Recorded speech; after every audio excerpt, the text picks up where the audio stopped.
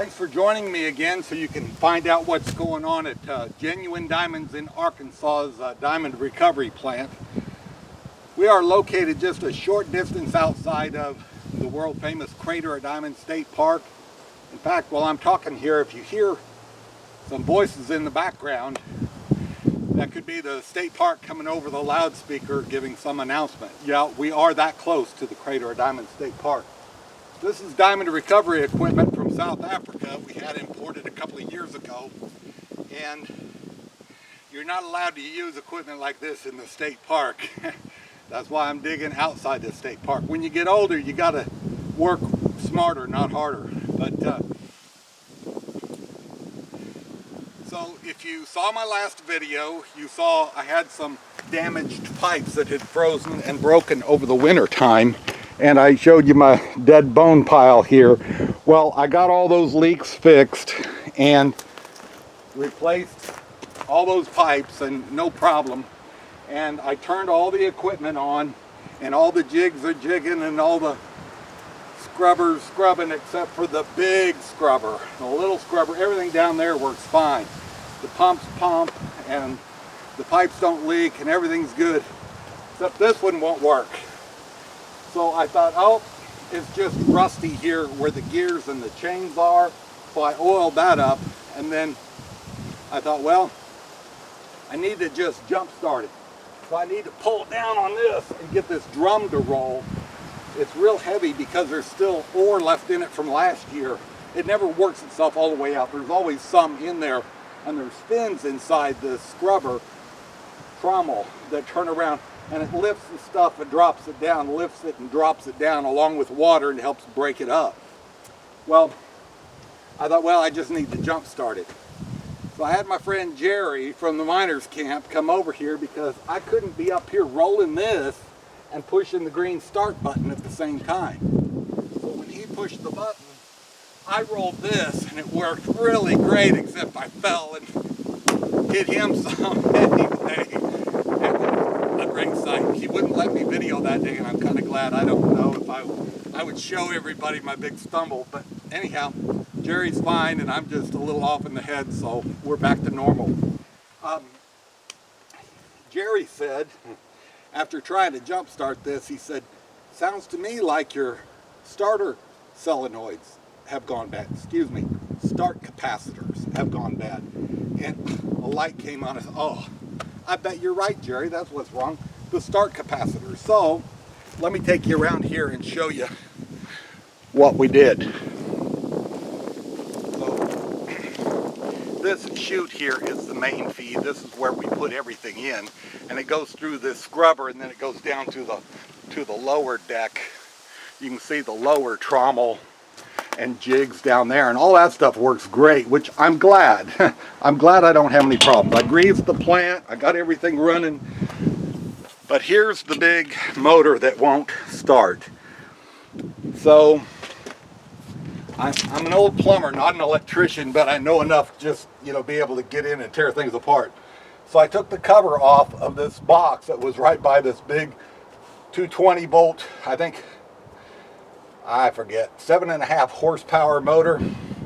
Anyway, took the cover off, and I found these capacitors in there.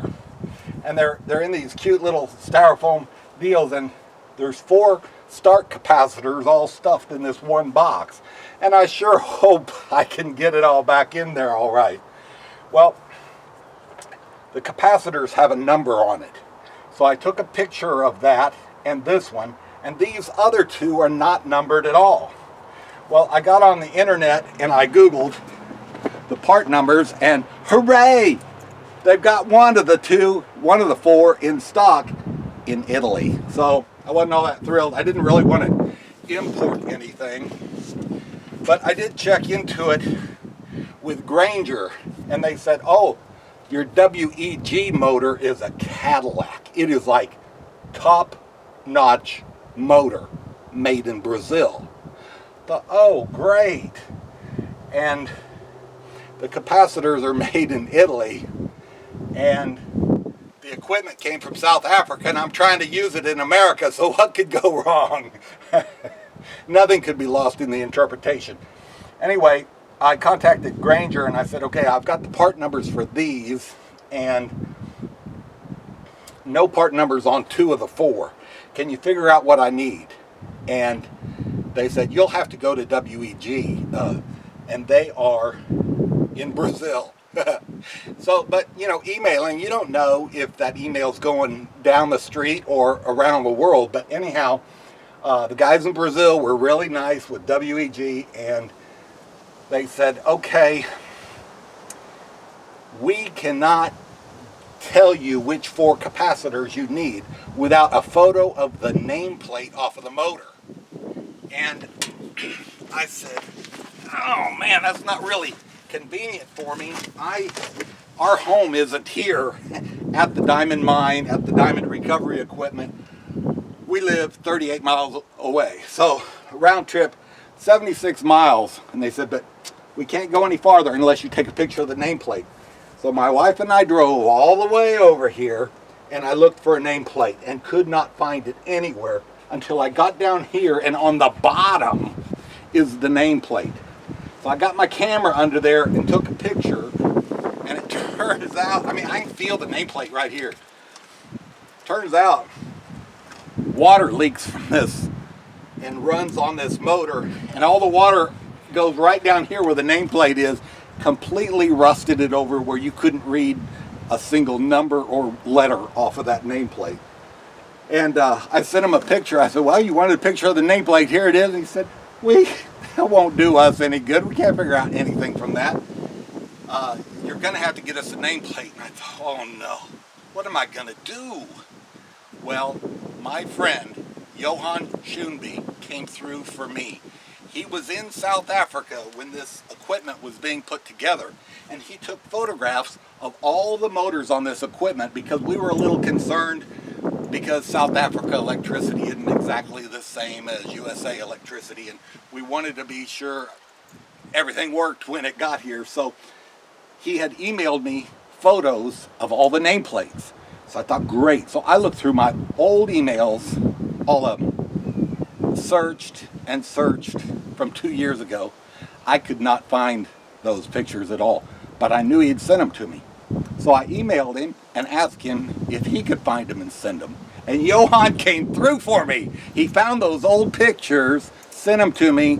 I sent them to Brazil, and they said, oh, no problem. Now our technicians say you need these 4 part numbers, and you'll have to buy them from somebody in the United States. So I went back to Granger, and they said, well, we've got 2 of the 4. I thought, well, that doesn't do me any good. I don't know which of the 4 is bad, or if all 4 are bad. I need to replace all of them. So Granger couldn't help me. So then I searched for WEG dealers that dealt in capacitors. See, some WEG use just low voltage motors, or they just sell software, or different ones in the United States handle different things. I had to find somebody that handled the 220 start capacitors that I needed. So I emailed more than a dozen different companies, and I heard back from one, and they said, we've got them, and they FedExed them to me, and now, ta-da, I just dumped my box of capacitors out. But here they are. This is what I needed, coveted capacitors, and sure enough, these show up and don't have any label on it. Oh, I guess there is a little bit of fine print on there. Okay, but anyway, you can read these labels a lot better. But these are the 4, and I just have to get the right prongs unhooked and hooked back in the right order, because they're different. But anyway, if this plumber doesn't screw it up, I'll have this thing running before long. So that's the whole story of how I finally got the right parts, and I hope it's the start capacitors that it needs, so it'll get up and running again. Hope to be running soon.